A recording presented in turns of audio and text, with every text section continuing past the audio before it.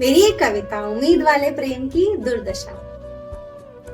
मेरा प्रेम जब तक मेरा था, मेरा प्रेम जब तक मेरा था, पवित्र था, मर्यादित था, सम्मानित था, विजयी था, सफल था। पर जैसे ही मेरा प्रेम उस तक पहुंचा, मेरा वही प्रेम अपवित्र हो गया, अपमानित हो गया, असफल हो गया।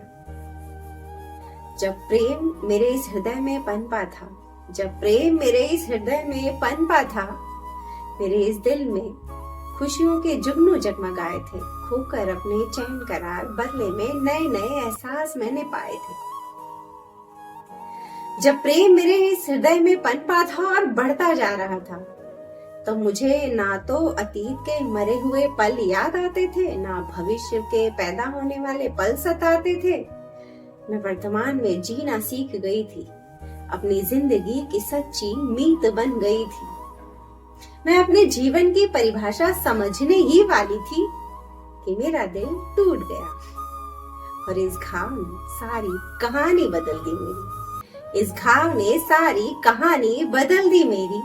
जीवन के भवसागर में यूं समझो नैया पलट दी मेरी। मुझे मेरे प्रेम का ख्याल रखना चाहिए था, मुझे मेरे प्रेम का ख्याल रखना चाहिए था। अपना प्रेम उसे बताना नहीं चाहिए था, और अगर बता भी दिया तो उससे उम्मीद लगाना नहीं चाहिए था।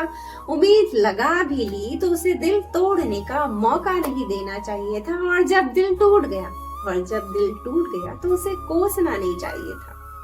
इतनी सारी गलतियों का नतीजा ही तो मेरे हाथ में है। आओ पूछ लो तुम सब भी इसका हालचाल, जो टूटा दिल मेरे पास में है। मुझे अब इस प्रेम शब्द से नफरत हो गई, मुझे अब इस प्रेम शब्द से नफरत हो गई। हाय हाय, मुझसे तो बड़ी गफलत हो गई। थैंक यू सो मच, आप सब ने अपना कीमती वक्त देकर मेरी इस कविता को सुना, और मुझे उम्मीद है मेरी कविता आप सभी को बहुत अच्छी लगी होगी। और अगर अच्छी लगी हो तो मेरे वीडियो के ठीक नीचे रेड कलर का सब्सक्राइब बटन है, बेल आइकन, फॉलो बटन दबा दीजिए, ताकि मेरा हर नया वीडियो आप तक आसानी से पहुंच सके और मैं आप सबके दिलों तक भी आसानी से पहुंच सकूं। तो आज भी आध्यात्मिक टॉपिक पर मैं आप सबसे बातें करूंगी। तो आज का मेरा टॉपिक है आत्मा और चेतना में संबंध क्या है। आज हम उसे समझने की कोशिश करते हैं। तो देखिए, आत्मा को अगर मैं उदाहरण के जरिए आप सबको बताऊं तो यूं समझिए, आत्मा एक सूर्य, ठीक है। और सूर्य, जब आप सूर्य के बारे में सोचेंगे तो ऑब्वियसली सूर्य की किरणें सूर्य के साथ ही होंगी। तो जब आप आत्मा के बारे में सोचते हैं तो यूं समझिए आप चेतना को भी भूल नहीं सकते, क्योंकि आत्मा से ही जो है चेतना हमारी जुड़ी हुई है। सारी हमारी जो शरीर में चेतना है वो सब आत्मा से हमारी जुड़ी है। तो यूं समझिए कि सूर्य की किरणें है ना जैसे फैली हुई, वैसे ही आत्मा हमारे शरीर में आई, और जैसे ही हमारे शरीर से आत्मा जुड़ती है वैसे ही पूरी चेतना सर से पैर हमारे जो है कि फ्लो होने लगती है, बहने लगती है चेतना। तो देखिए, जब बच्चा जो है कि गर्भ में होता है, मेरा हमेशा से ये मानना रहा है कि जब हमारी पहली हार्ट बीट आती है तभी आत्मा जो है कि हमारे शरीर में प्रवेश करती है, तभी हमारी जो है प्राण ऊर्जा, जो ये सांसों का सिलसिला है वो शुरू होता है, ठीक है। अब जब ये सिलसिला शुरू होता है, अब जब आप बच्चा पैदा होता है और जैसे जैसे बड़ा होता जाता है, तो क्या होता है, आत्मा तो अछूती है, वो जहाँ है जैसी है वैसी पड़ी है, लेकिन जो हमारी चेतना है ना, वो डिपेंड करता है आप कैसी जीवन शैली को जी रहे हो, क्योंकि चेतना का लेवल जो है बढ़ाया और घटाया जा सकता है, ठीक है।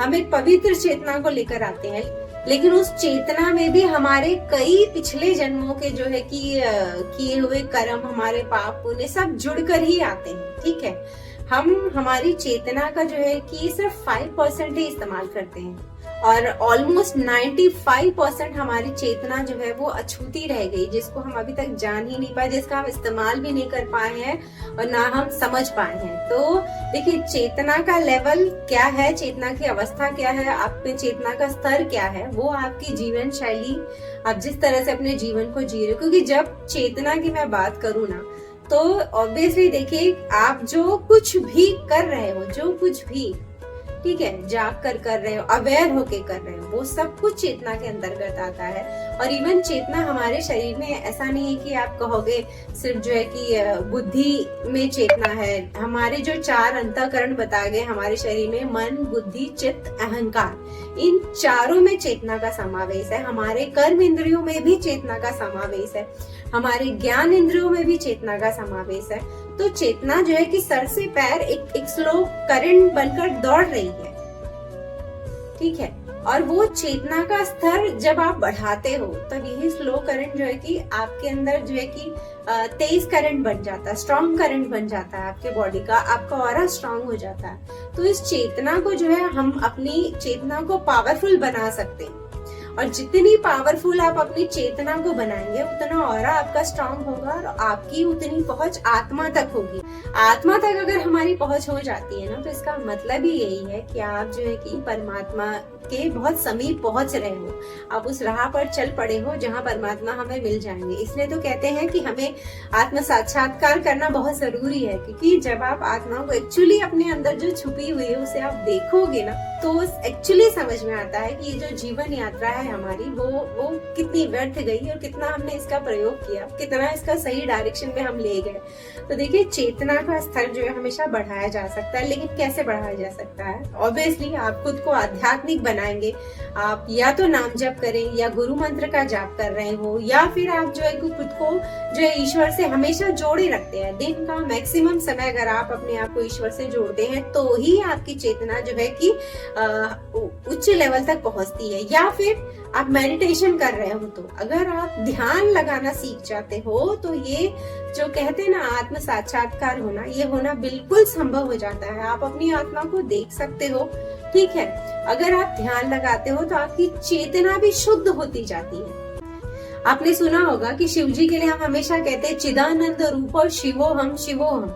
ये क्यों कहते हैं? क्योंकि शिव जी कोई रूप या उनको आकार प्रकार में आप बांध नहीं सकते हो। शिव जी जो है एक शुद्ध चेतना है, और वही चेतना सोचिए, अगर कहते हैं ना कि परमात्मा का एक अंश हमारे अंदर भी है, तो वो आत्मा है उस अंश के रूप में। तो आत्मा चेतना लेकर आई है, और वो चेतना सोचिए जो हमारे शरीर में थोड़ी सी है, शिव जी के शरीर में वो भरपूर मात्रा में जो व्याप्त है, जिसका ओर न छोर है उस चेतना का।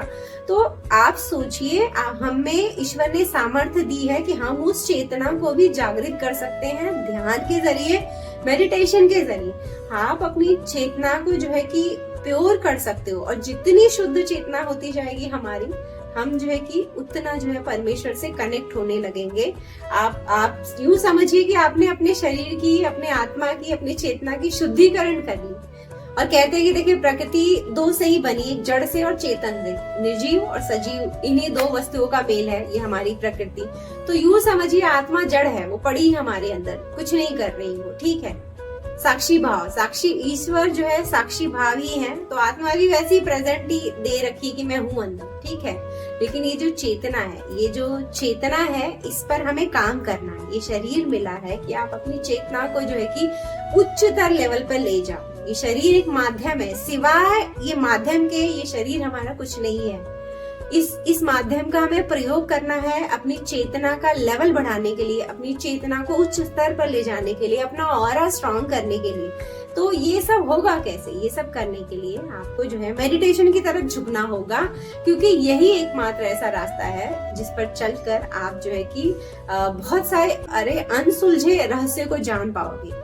मैं करती हूँ मेडिटेशन, इसलिए ये बातें मैं अक्सर कहती हूँ, और जो मेरे अनुभव एक्सपीरियंस है वो मैं किसी वीडियो में आप सबसे जरूर बताऊंगी कि मैंने क्या क्या अनुभव करा है। और देखिए, आत्मा और चेतना का संबंध बताया मैंने, और जब ये आत्मा और चेतना हमारे शरीर के अंदर आती है, तो इस शरीर के माध्यम से आप इन दोनों पर जो है कि काम कर सकते हो। आप अपनी चेतना को उच्चतर लेवल पर ले जा सकते हो, और अपनी आत्मा के दर्शन भी कर सकते हो इसी शरीर के माध्यम से, ठीक है। ये शरीर को भोग में लगाने से आपको सेटिस्फेक्शन नहीं मिलनी है, लेकिन इस शरीर को अगर आप आध्यात्म से जोड़ते हैं ना, तो एक अलग दुनिया में आप प्रवेश करोगे, एक अलग अनुभूतियां आपको होने लगेंगी। लेकिन सच्चाई के साथ, ईमानदारी के साथ अगर आप अपना कीमती समय दे रहे हो, तो 100% दिमाग झोंकना होगा, तो ही जाकर आप कुछ अनुभूतियां पाने लगोगे, आपको कुछ आभास होने लगेगा कि एक्चुअली कुछ है खोजने के लिए इस दुनिया में भी। और ये ध्यान में जब आप बैठोगे, तब आपको जो है कि वो बातें समझ आएंगी। मेरा देखिए हमेशा से मानना ये रहा है कि कुछ तो मिसिंग है आप सबकी लाइफ में, कि आप ध्यान नहीं कर रहे हो अगर तो। अब खुद सोचिए, मैंने पहले भी ये बात कही है कि जब हमारे आराध्य देव जो भी हैं, कृष्ण जी हैं, शिव जी हैं, वो सारी ध्यान की मुद्राएं में हैं।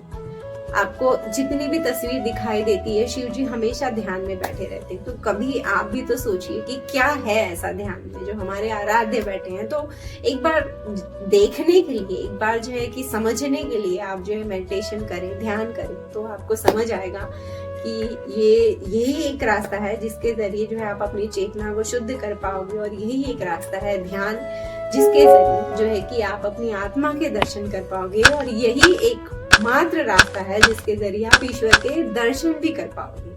तो ये थी मेरी बातें आज के इस टॉपिक पर। चलती हूँ एक और नए वीडियो में, आप सबसे मुलाकात रहेगी। तब तक उससे दोस्ती बनाए रखिएगा। किससे?